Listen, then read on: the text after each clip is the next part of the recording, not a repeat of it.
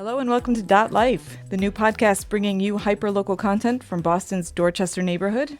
I'm here today with Bill Forry, who is the executive editor and co-publisher of the Dorchester Reporter, which is the premier news source for Dorchester and the surrounding neighborhood.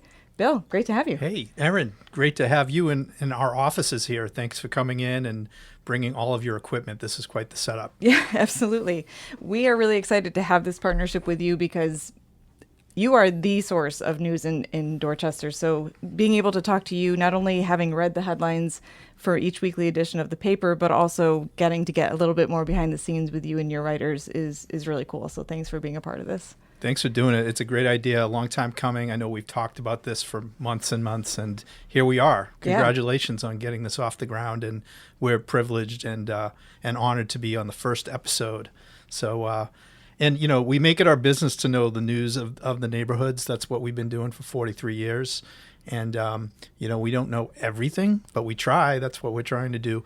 And we're trying to convey news about that people need for their daily lives here, Dorchester, Mattapan, and the surrounding neighborhoods. We've seen a lot of growth in the recent years into Southie and Jamaica Plain, Roxbury, Rosendale. So to all our listeners across the city of Boston, welcome. Yeah, absolutely. And you can always pick up a copy of the paper on newsstands or subscribe on .news.com. You can, and actually you can read all of our content online for free. We don't put a turnstile on the news. We believe that the neighborhoods of the city are best served by everyone having access to the same information.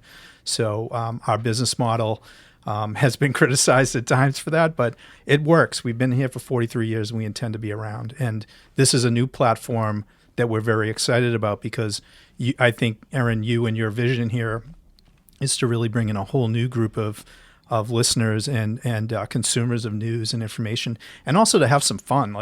The culture of this part of the city is so vibrant and dynamic and increasingly so, and bringing a voice and a lens to that is a great idea. So congrats. I appreciate that. And we're going to talk a little bit more about the Dorchester Reporter and the roots of that publication in the next segment. So for now, why don't we dive into this week's headlines? Sure.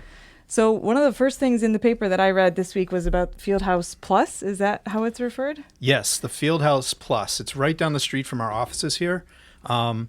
This is an amazing partnership between the Boys and Girls Clubs of Dorchester, which to me is probably the most important institution at the community level that we've ever had, and it's still growing. It's an amazing institution. The Martin Richard Foundation, which, I mean, what else needs to be said? I mean, just the Richard family and their vision for keeping Martin's legacy alive. This is like not just a monument to Martin, but just a living, breathing example of what he represents and his family lives every day. And the city of Boston, because this facility, it's a $70 million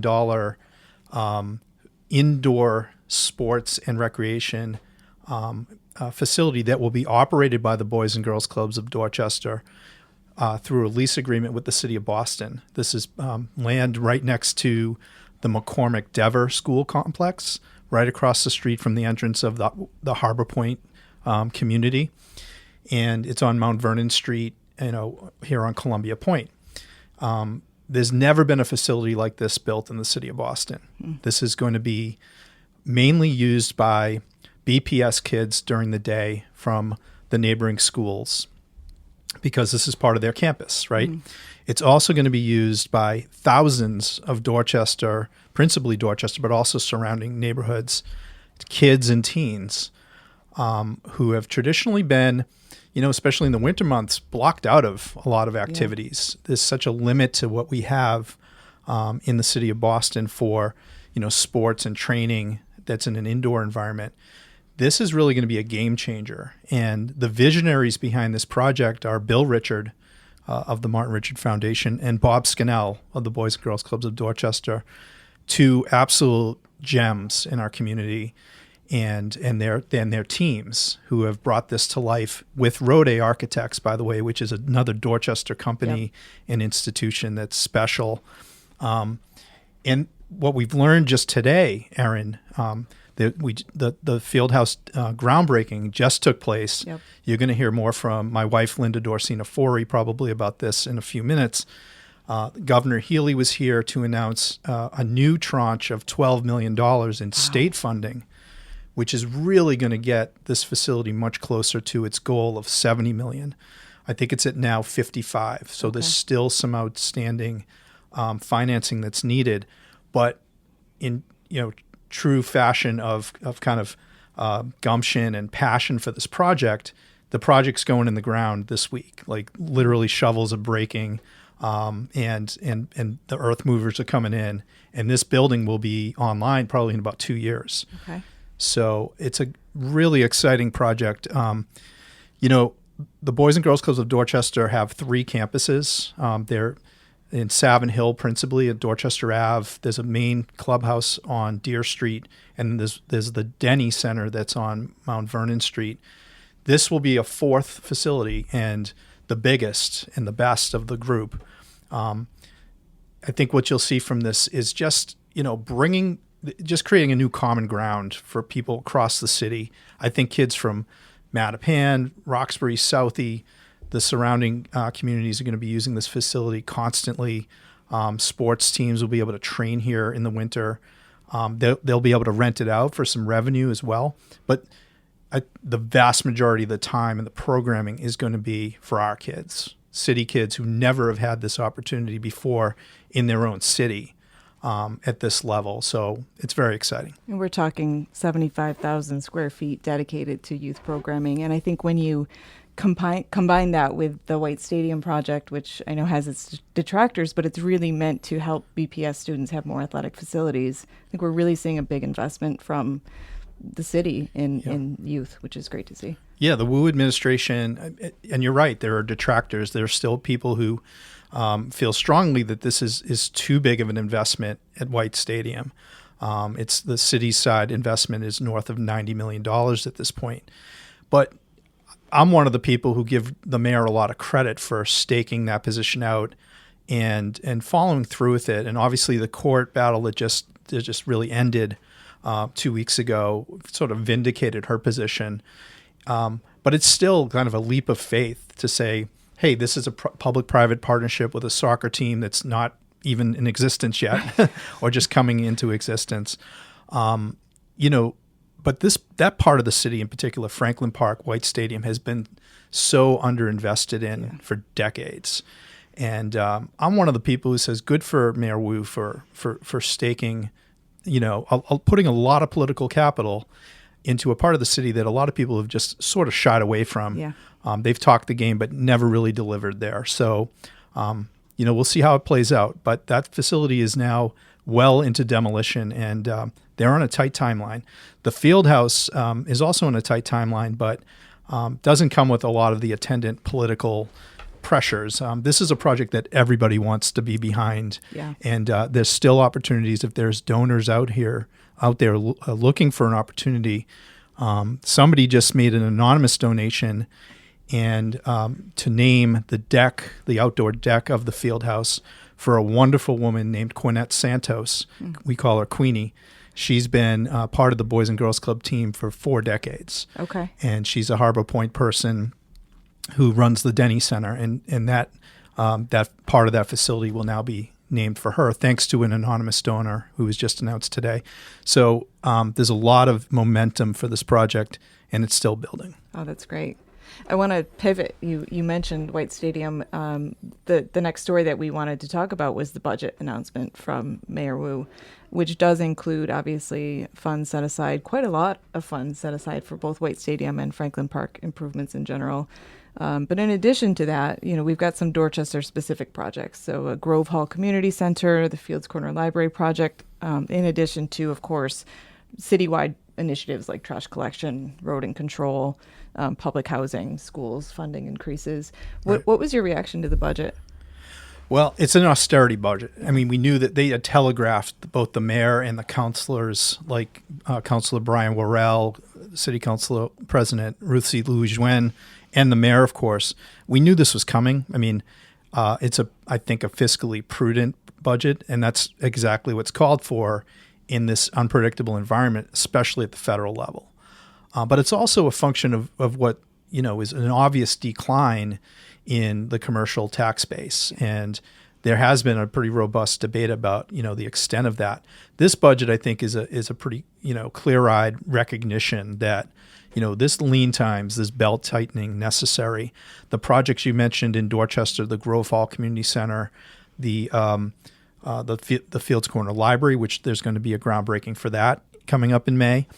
These are projects we knew. We were in the capital budget for like the last several years, going back even into the Walsh administration. So there's not a lot of new spending, for projects. And that's probably the right move. White Stadium obviously is a massive spend, and part of that is a BPS expenditure, I believe. So there's a lot on the line.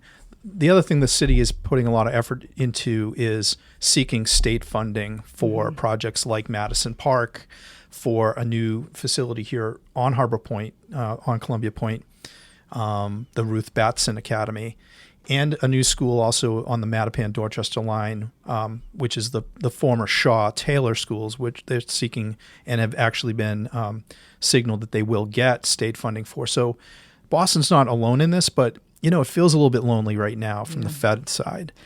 Well, that was mentioned in the article as well, that Mayor Wu is very conscious of the potential disappearance of federal funding. So we can't really rely as much as maybe we have in the past on federal funds. And projects that people are really excited about along the coastal side of Dorchester, Tinian Beach, Moakley Park, those are already potentially casualties because it was just announced this week some of the federal funding is being clawed back that was promised on those projects.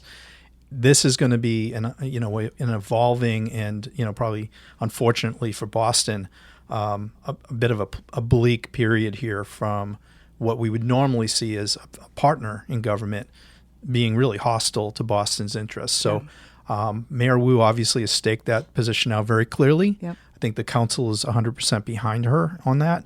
And I think the voters of Boston probably are too. Yeah.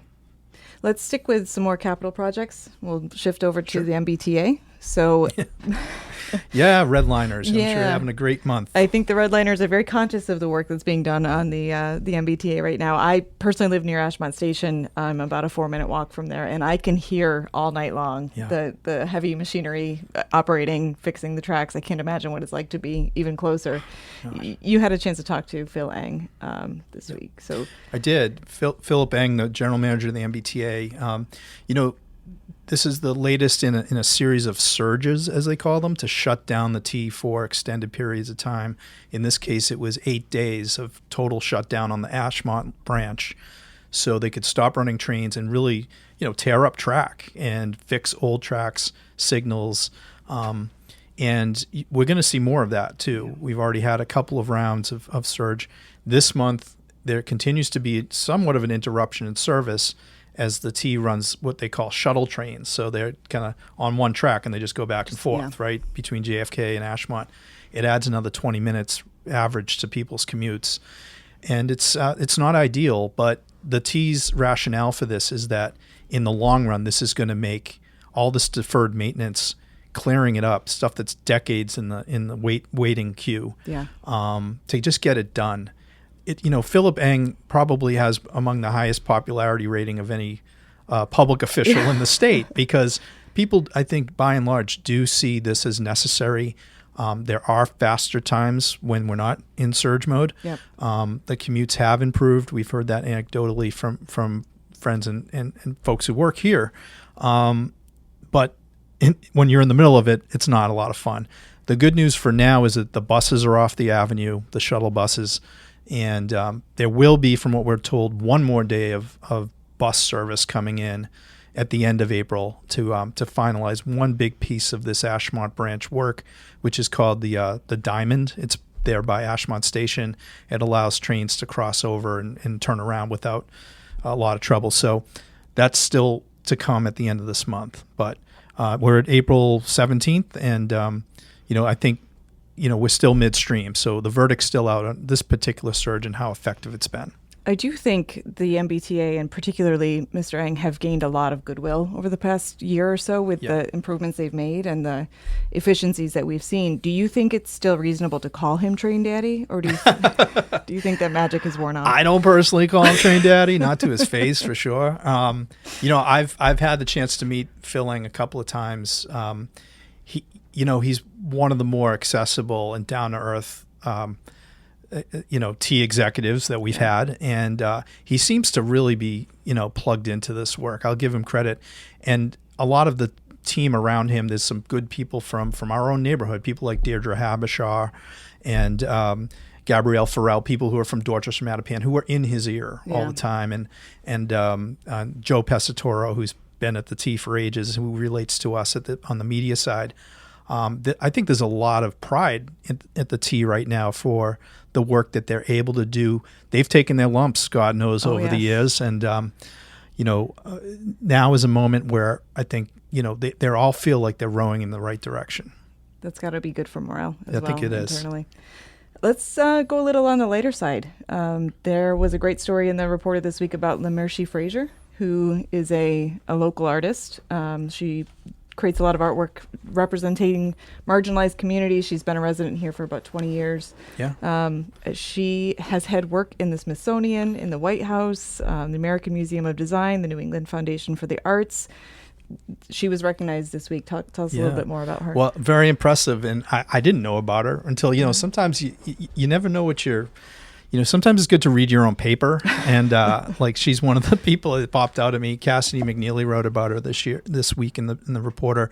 She just won a $75,000 grant from a foundation that is just gearing up to assist local artists. And, she's in the visual arts, as you mentioned. She does a lot with obviously, paint, but also canvas and stitch work. So she's going to be having an exhibit coming up, and I'll have to look at our own article here to just cite it. But she has something coming up here in the next in May 22nd, and she's exhibiting during the Boston Public Art Triennial. It starts May 22nd. People can read more about this obviously online at .news.com. But we have such a wealth of artistic talent here. Every week in the Reporter, we try to highlight somebody whether it's visual or music.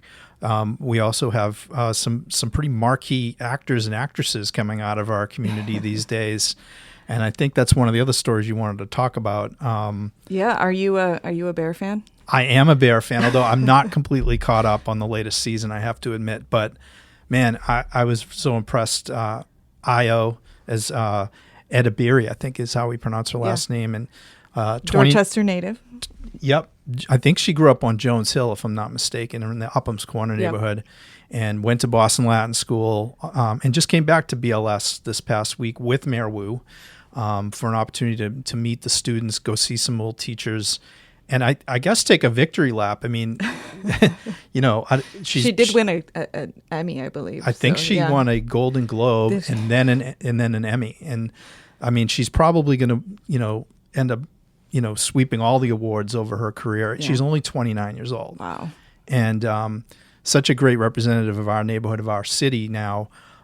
She had some fun at BLS, seeing the current crop of kids and seeing old, teachers. So, she's a terrific ambassador for Dorchester, really. We watched the final season thinking it was the final season. We got to the second to last episode and we're like, this can't be ending like this. And I realized there's more to come. So I don't know when it comes back, but The Bear is definitely worth watching. It's on my list. No spoilers today, Erin, please. Let's shift to something, someone I think you have met, and this is the Grealish Boxing Club story that's in the Reporter. Tell us a little bit more about Yvonne Grealish. Yvonne Grealish is originally from, I believe she's from London, and she sounded exactly what you might expect. From a London boxer. A London pugilist.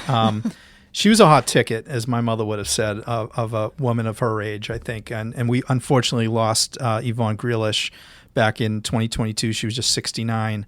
But she and her husband, Martin, more than 25 years ago, started a boxing club basically in their driveway in Neponset, the Grealish Boxing Club. It's had a couple of different homes in warehouses and kind of industrial parks around Fields Corner over the years. and is just, one of those hidden gems in the neighborhood. They've trained a couple of generations now of Dorchester boxers, girls and boys, men and women. And their daughter, Nicola, is now one of the trainers, along with her brother, and obviously her dad, Martin, who's still with us and very active and training new boxers. So this is one of those events that you walk into. This happened to be at Florian Hall 2 Sundays ago, and there's a ring in the middle of Florian Hall, and there's 6 and 7-year-olds with headgear on, of course, taking swings at each other and connecting.